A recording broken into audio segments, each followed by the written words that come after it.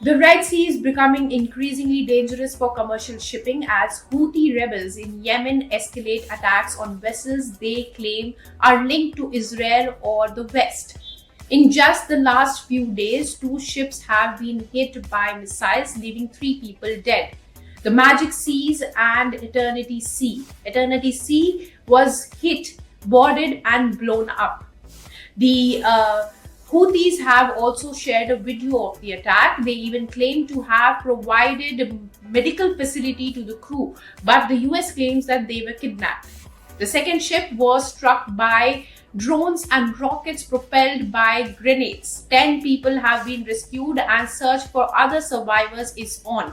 The first attacks began in 2023 when Israel launched its military campaign against Gaza.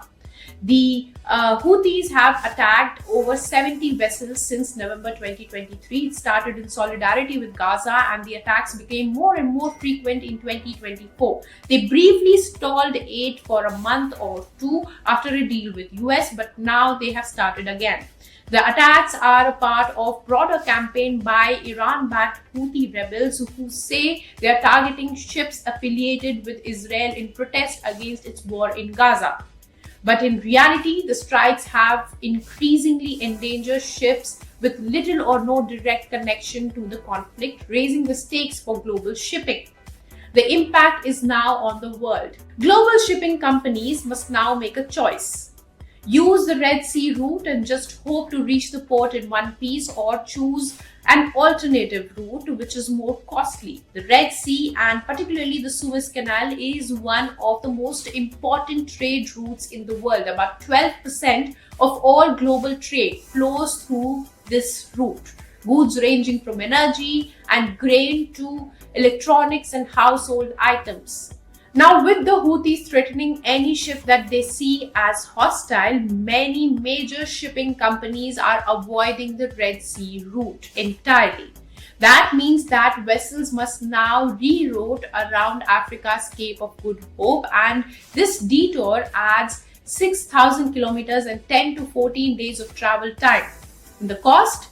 Estimates suggest rerouting can add $1 to $2 million per voyage due to higher fuel costs, insurance, and crew time.